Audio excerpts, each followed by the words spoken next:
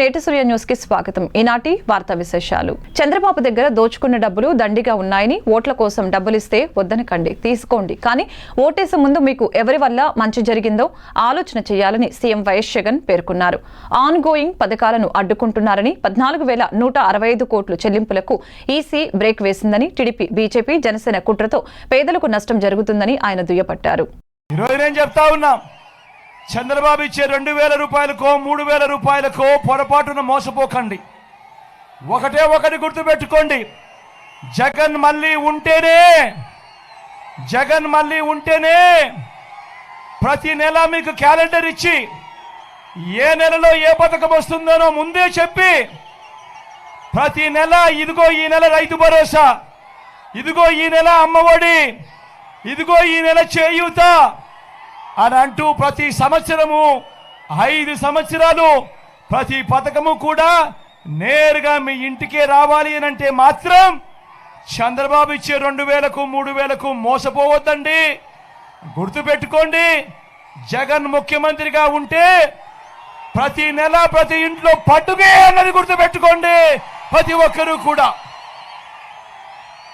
ఈ పథకాలన్నీ కొనసాగాలి అంటే మళ్ళీ జగనే రావాలి, జగనే కావాలి అన్నది ప్రతి ఒక్కరూ కూడా గుర్తుపెట్టుకోమని కోరుతా ఉన్నా. సీఎం జగన్ పరిపాలన వలన ప్రజలు అష్టకష్టాలు పడ్డారని ఎన్డీఏ కూటమి బీజేపీ ఎమ్మెల్యే అభ్యర్థి సుజనా చౌదరి విమర్శించారు. ఆంధ్రప్రదేశ్ కి రాజధాని లేకుండా 3 రాజధానులు అని చెప్పి రాష్ట్రాన్ని 3 ముక్కలు చేశారని ఆరోపించారు.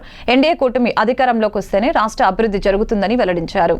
అమరావతి రాజధాని పేరే కానీ అది యాక్చువల్గా 33,000 ఎకరాల్లో 1,400 ఎకరాలే రాజధాని కేటాయించబడింది, కోర్ క్యాపిటల్ అని.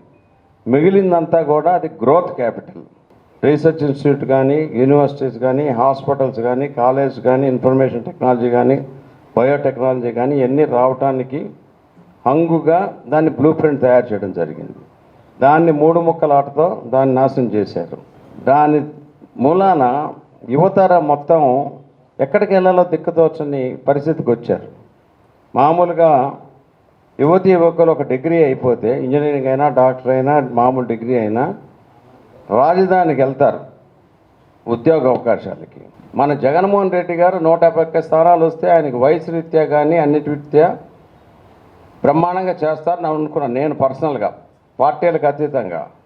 కానీ మన దురదృష్టవశాత్తు ఈ 5 సంవత్సరాల్లో ఏ ఒక్కటి కనపట్ల, ఏ వర్గాన్ని వదల్లా, ప్రతి వర్గానికి ఏదో రకంగా అసౌకర్యం కల్పించినదే కనపడతా ఉంది. రిజర్వేషన్ తొలగిస్తామంటూ తెలిపిన భాజపా పార్టీకి మద్దతు పలుకుతున్న టీడీపీ, జనసేన పార్టీలను మైనార్టీలందరినీ చిత్తుగా ఓడించాలని మైనార్టీ జోనల్ ఇన్ఛార్జి ఇమాం హుస్సేన్ కోరారు. వేమూరు నియోజకవర్గంలోని బట్టిప్రోలు మండలంలో పలు గ్రామాలలోని మైనార్టీ కుటుంబాలను కలిసి వెనుకబడ్డ ముస్లిం మైనార్టీలకు అండగా నిలిచిన వైఎస్ జగన్మోహన్ రెడ్డికి ఓటు వేయాలని కోరారు.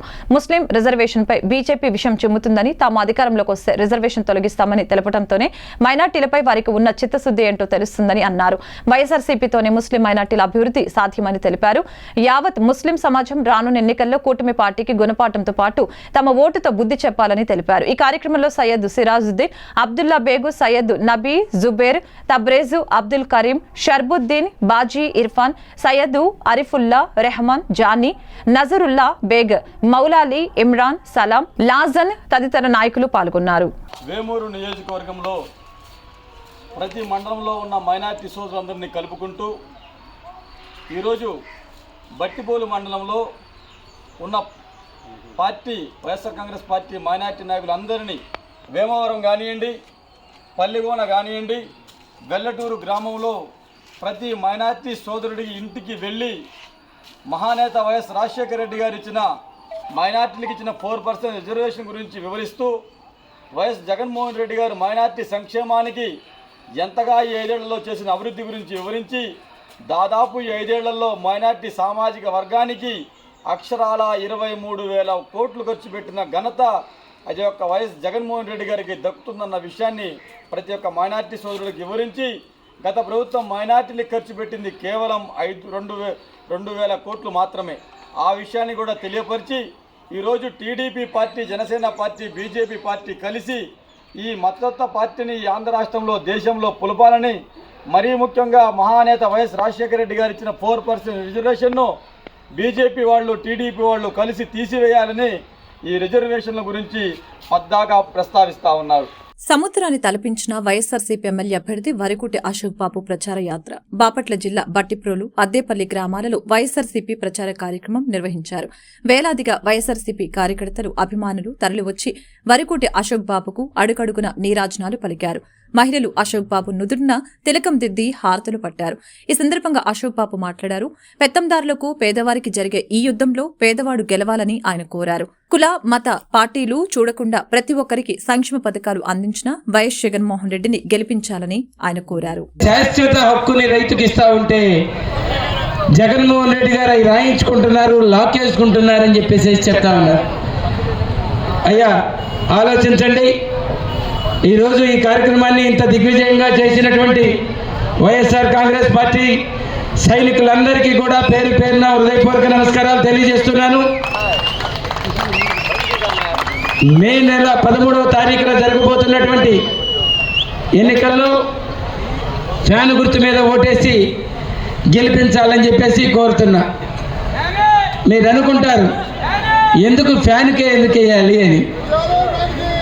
సైకిల్కి వేసారు ఇంతకు ముందు 3 సార్లు ఎమ్మెల్యే అయ్యాడు. ఇక్కడ నాక 2 సార్లు ఎమ్మెల్యే అయ్యాడు, ఒకసారి ఓడిపోయారు.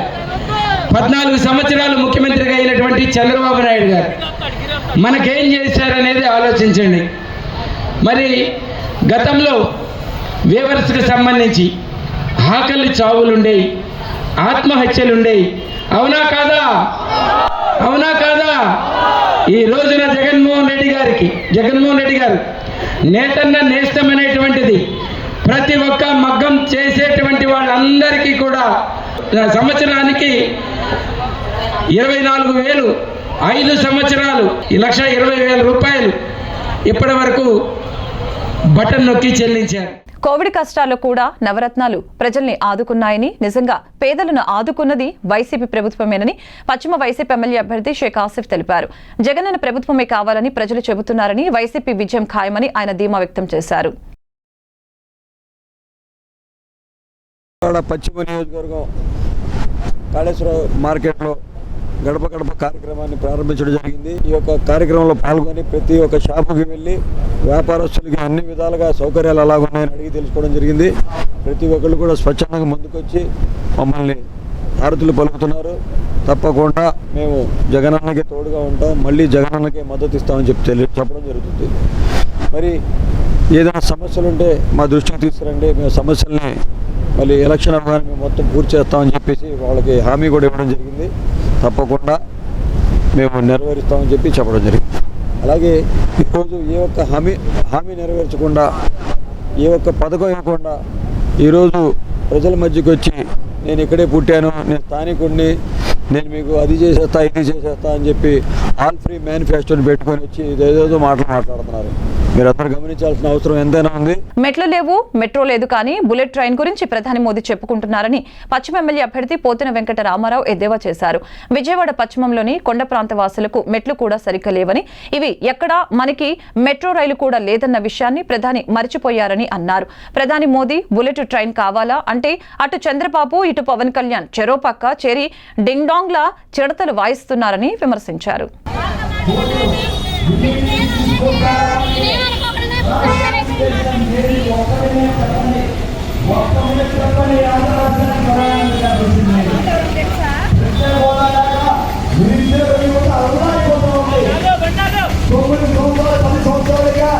ఇంజనీరింగ్ గ్రాడ్యుయేట్స్ జొమాటోబాయ్ సిటీ సెంటర్లో పనిచేస్తున్నారని విషయం మీకు తెలియాలి. వాళ్ళ గురించి ఆలోచన లేదా ఆయనకి?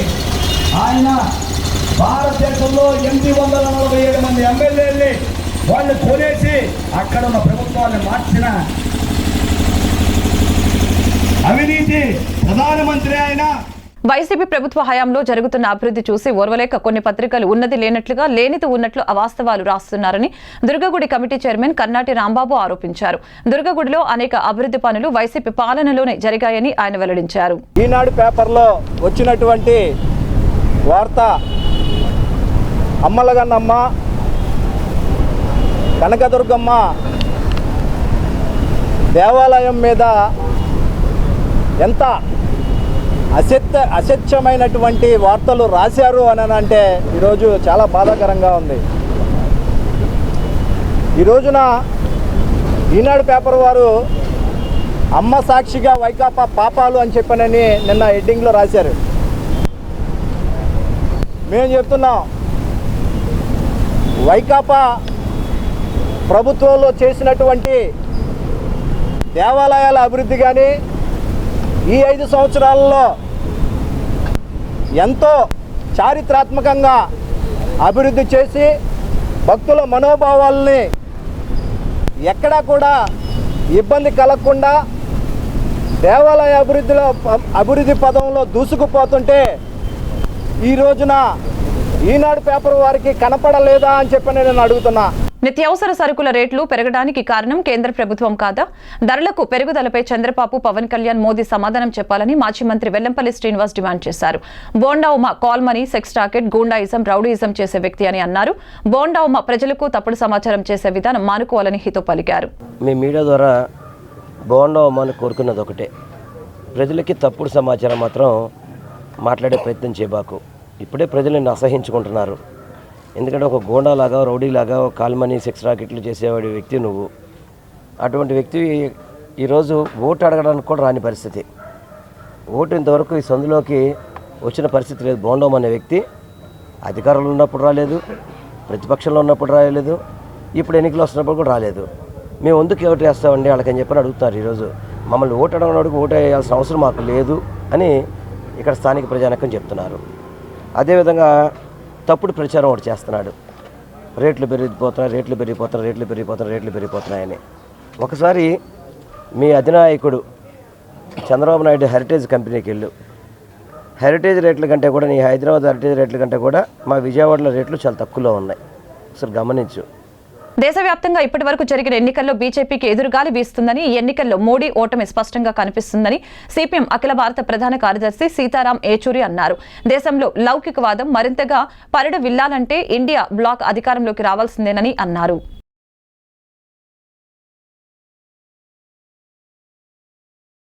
విశాఖ పార్లమెంట్ నియోజకవర్గంలో టీడీపీ కూటమి ఎంపీ అభ్యర్థి మోతుకుపల్లి శ్రీభారతి ఎన్నికల ప్రచారంలో అత్యంత ఉత్సాహంగా జరుగుతోంది. ఎండ వాన తేడా లేకుండా, కులమతాలకు అతీతంగా, ధన పేద తేడా లేకుండా శ్రీభారత్ అన్ని వర్గాల ప్రజల్ని కలుస్తూ తనను గెలిపిస్తే తాను చేసే అభివృద్ధిని వివరిస్తూ ఓట్లు అభ్యర్థిస్తున్నారు. ఈ సందర్భంగా నగరంలో తూర్పు నియోజకవర్గం సీఎంఆర్ ఫంక్షన్ హాల్లో జరిగిన వైజాగ్ షాపింగ్ మాల్స్ సిబ్బందితో జరిగిన సమావేశంలో శ్రీభారత్ తూర్పు కూటమి అభ్యర్థి వెలగపూడి రామకృష్ణ బాబుతో కలిసి పాల్గొని మాట్లాడారు. ప్రస్తుత పరిస్థితిలో రాష్ట్రం అభివృద్ధి చెందాలంటే కేంద్రంలో మోడీ, రాష్ట్రంలో చంద్రబాబు పాలన అవసరమని అన్నారు. అందుకే కూటమి అభ్యర్థుల్ని గెలిపించుకోవాలని కోరారు. పెన్షన్ ఇవాళ 3,000 రూపాయలు ఇస్తున్నారు. రేపు వెనుకబడిన వాళ్ళకి అంటే బీసీ, ఎస్సీ, ఎస్టీ, మైనారిటీస్కి ఏప్రిల్ 1 చొప్పున నుంచి 3,000ని 4,000 రూపాయలకి పెంచి పెన్షన్ ఇవ్వడం జరుగుతుంది 50 ఏళ్ళ వయసు నుంచి. ఇప్పుడు మా మీద ఇంకో ఆరోపణ, 2 ఆరోపణలు. ఒకటి, మీరు సంక్షేమం బ్యాడ్ అన్నారు, మాకన్నా మీరు ఎక్కువ సంక్షేమం చేస్తున్నారు, ఎట్లా సాధ్యం? మా మీద మొదటి ఆరోపణ. రెండో ఆరోపణ, రాష్ట్రంలో డబ్బులు లేవు, అప్పుల పాలు అయిపోయిందని మీరే అంటున్నారు. మరి మీరు ఎట్లా చేస్తారు ఈ సంక్షేమ పథకాలు? ఈ రెండింటికి జవాబిస్తా. ఫస్ట్, సంక్షేమ పథకాలు అనేది సృష్టించింది, పిహెచ్డి చేసింది వైఎస్ఆర్సీపీ ఏం కాదు. సంక్షేమ పథకాలు ఎప్పటి నుంచో ఉన్నాయి. మీలో కొందరు పెద్దలు ఉన్నారు. 2 రూపాయల బియ్యం ఇచ్చింది ఎవరండి? ఎన్టీఆర్ గారు. 75 రూపాయలు పెన్షన్ ఇచ్చింది ఎవరండి? మరి ఏదో పెన్షన్ వీళ్ళు మొదటిసారి మొదలుపెట్టినట్టు మాడుతున్నారు, నాకైతే అర్థం అవట్లే. ఇప్పుడు ఎయిర్పోర్ట్ ప్రాజెక్టు మేము ఇనాగ్రేట్ చేసి శిలాఫలకం వేస్తే మళ్ళీ వీళ్ళు వచ్చి రీఇనాగ్రేషన్ చేశారు 4 సంవత్సరాల తర్వాత. అదాని డేటా స్టోరేజ్ ప్రాజెక్టు మేము ఎంఓయూ ఇనాగ్రేషన్ చేస్తే వీళ్ళు మళ్ళీ వచ్చి శిలాఫలకం వేశారు. అంటే ఇదే పని 6 నెలల నుంచి ప్రతి ఎమ్మెల్యే అదే చేస్తున్నారు ఎక్కడికి వెళ్ళినా సరే. మీరు కూడా గమనించండి. 2019లో అంత గాలి వీచి 150 సీట్లు వాళ్ళకి వచ్చిన విశాఖ నగర ప్రజలు చంద్రబాబు నాయుడు గారి నిమ్మకంతో 4 ఎమ్మెల్యే టికెట్లు ఇచ్చారు. ఎమ్మెల్యే తెలుగుదేశం గెలిపించారు. అంటే విశాఖపట్నం ప్రజలు ప్రేమాభిమానాలకు లొంగుతారు తప్పితే డబ్బుకు లొంగరనే దానికి ఇదే నిదర్శనం. భర్త గారు కూడా అనివార్య కారణాల వలన ఒక పెద్ద అయిన ఇండిపెండెంట్ అదే ఓట్ల చీలిక వల్ల నేరాలో ఓడిపోవడం తప్పితే ఆయన ఈసారి దానికి రెట్టింపు ఉత్సాహంతో అందరికన్నా హైయెస్ట్ మెజార్టీతో గెలుస్తారు భరత్ గారు. ఇవన్నీ మీరు ఆలోచించుకుని ఇంకా వ్యాపారాలు ఎలాగున్నా అమ్మా, వ్యాపారాలు ఎలాగున్నాయో మీకు తెలుసు, ఉద్యోగాలు ఎలాగున్నాయో తెలుసు. భయం గుప్పిట్లో ఆంధ్రప్రదేశ్లో ప్రజలు బతుకుతున్నారు, మీ అందరికీ తెలుసు. ఇవాళ పోస్టల్ బ్యాలెటే నిదర్శనం. అడ్వాన్స్గా ఎన్డీఏ కూటమికి విజయకేతనం పోస్టల్ బ్యాలెట్. ఈ వార్తలు ఇంతటితో సమాప్తం. మరొక బులెటిన్లో మళ్ళీ కలుద్దాం. నమస్కారం.